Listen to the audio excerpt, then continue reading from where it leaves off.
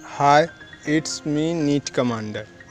जैसा आप लोग को कल हम बोले थे कि अगर आप नीट कमांडर के चैनल के साथ चलते हैं तो हम और आप दोनों मिल के इस बार आपके नीट की लड़ाई को जीतेंगे। हमारे आज के वीडियो में हम सबसे पहले तो अभी तक के नीट के पेपर का जो ट्रेंड बदला है वायरस के जैसा, उसका एनालिसिस करके आपको बताए हैं और उसके आगे आपको किस तरह से पढ़ना है और नीट कमांडर कैसे आपको हेल्प करेगा, उसमें कैसे करके आप अपने नीट के लड़ाई को जीतिएगा। ये चीज़ आपको हमारे आज के इस वीडियो में मिल जाएगा। आपके लिए जो सबसे 3 इम्पॉर्टेंट चीज़ है, पहला NCERT बुक, दूसरा उस पर बेस्ड एग्जैक्ट नीट के ट्रेंड पर बेस्ड क्वेश्चन, और तीसरा आपका इन दोनों चीज़ में कंसिस्टेंट होना। तो आज के वीडियो में हम इस पर ही डिस्कस करेंगे और आने वाले दिन, मतलब इसके जस्ट आगे, नीट कमांडर के थ्रू डेली जो हमारा प्रॉमिस है कि हम आपके पूरे के पूरे कोर्स को कवर करवाएंगे, वो भी क्वेश्चन करवाते हुए वो अगले दिन से शुरू हो जाएगा। आपको हर एक चैप्टर से रिलेटेड वीडियो कंसिस्टेंटली मिलना शुरू होगा और उससे रिलेटेड क्वेश्चन आप नीट कमांडर के टेलीग्राम चैनल को सब्सक्राइब करके क्वेश्चन ले सकते हैं। और उस क्वेश्चन से रिलेटेड आपको जो भी डाउट होगा, क्वेश्चन से रिलेटेड या फिर हमारे वीडियो में पढ़ाए जाने वाले चैप्टर में जो भी क्वेश्चन, चाहे वो आपको वो प्रॉब्लम किसी भी टाइम फेस करना हो, आप बस एक मैसेज तक की दूरी पर हैं हमसे। आप जैसे ही हमारे नीट के टेलीग्राम हैंडल पर मैसेज कीजिएगा @नीट कमांडर पर, आपको तुरंत उसका रिप्लाई मिलेगा। या तो हम एग्जैक्ट आपको उसका सॉल्यूशन बताएंगे या हम आपको उसके लिए प्रिपेयर करवाएंगे कि आप कहाँ अटक रहे हैं, आप किस तरह से उसको सॉल्व कीजिएगा। देखिए, अगर आप नीट के क्वेश्चन को सही से ऑब्जर्व कीजिएगा, मतलब नीट का क्वेश्चन सिर्फ इस बार का 2022 का ही नहीं, बल्कि अगर जो सही ट्रेंड है वो आपको पता 2018 से लेके 2022 तक के नीट के पेपर को ऑब्जर्व करने के बाद ये पेपर ठीक उसी तरह से चेंज हुआ है जैसे वायरस खुद में चेंज लाता है। अगर आप लोग को कुछ याद होगा तो वायरस के अंदर एक ख़ास गुण होता है, वो होता है रिवर्स ट्रांसक्रिप्शन का। वो आपको कहीं ह्यूमन में देखने नहीं मिलता है। इसी रिवर्स ट्रांसक्रिप्शन के ही कारण हम लोग वायरस पर कंट्रोल बैक्टीरिया के जैसा एंटीबायोटिक के थ्रू नहीं कर पाते हैं। यही चीज़ नीट के पेपर के भी साथ हो रहा है।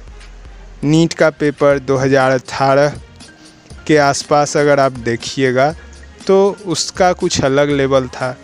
2019 में वही लेवल एकदम चेंज हो गया और 2020 में एकदम सिंपल 1 वर्ड का क्वेश्चन आया। 2021 में बहुत से बच्चे इसलिए अपने नीट में फंस गए क्योंकि उनके पास टाइम कम था। कुछ बोल रहे थे कि इन्विजिलेटर टाइम कम दिए, इन्विजिलेटर टाइम खा गए, तो कुछ बोल रहे थे कि हमको टाइम ही नहीं मिला। और 2022 इसका क्वेश्चन तो 100% बहुत से बच्चों को ये सोचने पर मजबूर कर दिया कि बायोलॉजी भी इस तरह से टाइम खा सकता है, जिसके बारे में सब सोचते थे कि बायोलॉजी बस 45 से 50 मिनट में हो जाएगा। वहाँ हम कुछ बच्चों का देखे हैं कि वो 2-2 घंटे तक बस बायो को सॉल्व करते रह गए।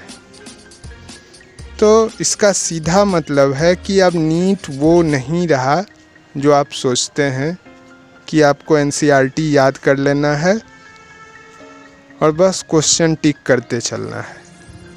तो ये सब कुछ अब किस तरह से होगा, अब इस पर डिस्कस करते हैं।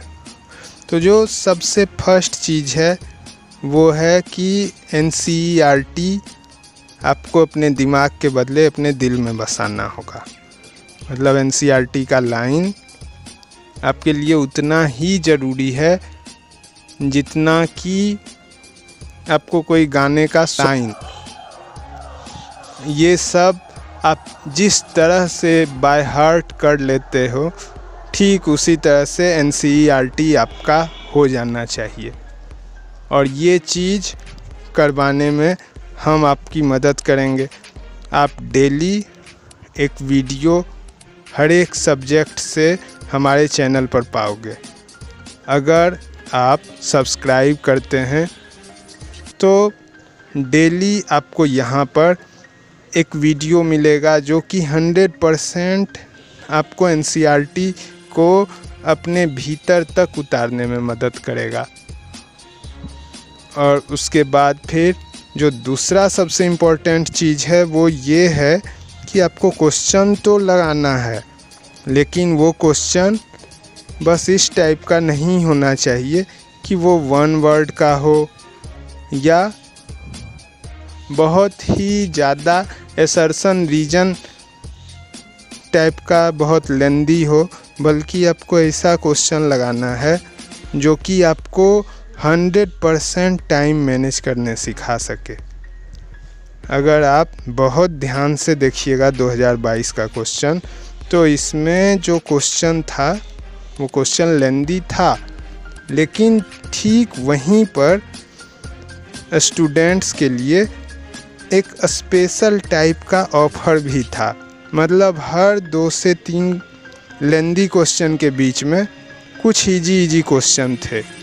मतलब अगर आप अपने 1 घंटा जो कि एकदम फर्स्ट 1 आवर आप जिसको बोल सकते हैं, अगर आप उसमें बस वो 1 वर्ड वाला क्वेश्चन ही बनाए होते तो अप्रॉक्स आप फिजिक्स, केमिस्ट्री और बायो ये तीनों मिला के 60+ क्वेश्चन वो 1 वर्ड वाला सॉल्व कर चुके होते। मतलब इस टाइम भी आपके टाइमिंग पर कोई असर नहीं पड़ता। तो जो क्वेश्चन सॉल्व हम लोग को करना है वो इस तरह से करना है पूरे साल कि आप नीट के एग्ज़ाम में अपने टाइमिंग को सही से बनाए रख पाइए, चाहे क्वेश्चन लेंदी हो या फिर इजी आए, उससे आपके टाइमिंग पर कोई इफेक्ट नहीं पड़ना चाहिए। फिर जो दूसरा पॉइंट है वो ये देखना है आपको अपने क्वेश्चन में कि आपका क्वेश्चन 100% एनसीईआरटी के लाइन को कवर करने में बने। मतलब ये नहीं कि आप बहुत ही हार्ड क्वेश्चन को बनाने में लग गए डिप्रेस्ड होके, ये काम भी आपको नहीं करना है। मतलब कि कभी भी अब ऐसा नहीं करना है कि अब हम बस एक ही चैप्टर को एमएससी और पीएचडी लेवल तक जाके पढ़ लें कि अब वो चैप्टर इतना ज़्यादा हमको आ जाए कि फिर मतलब हम उसमें प्रोफेसरी करना शुरू कर दें और दूसरे चैप्टर के लिए टाइम ही नहीं बचेगा। फिर तो आपका जो क्वेश्चन हो वो 100% एनसीईआरटी के ही लाइन को कवर करे। और जो थर्ड चीज़ है, इन दोनों के अलावा मतलब आपके एनसीईआरटी बुक और क्वेश्चन, इन दोनों के अलावा जो तीसरा चीज़ है वो है आपका अपना कंसिस्टेंसी। मतलब आपको हर एक क्वेश्चन को और आपके बुक को, इन सब कुछ को आपको डेली कंसिस्टेंट होके चलना होगा। मतलब अगर आप नीट कमांडर के साथ चलना चाहते हो तो आपको अभी ये सोच लेना होगा कि अब आपका पूरा का पूरा साल बस और बस नीट कमांडर का है। नीट कमांडर का एक एक कमांड आपके लिए एकदम उस लाइन के जैसा होगा जैसा कि एक आर्मी अपने कमांडर के लाइन को फॉलो करता है, और उसके बाद हम और आप एक साथ जीतेंगे नीट।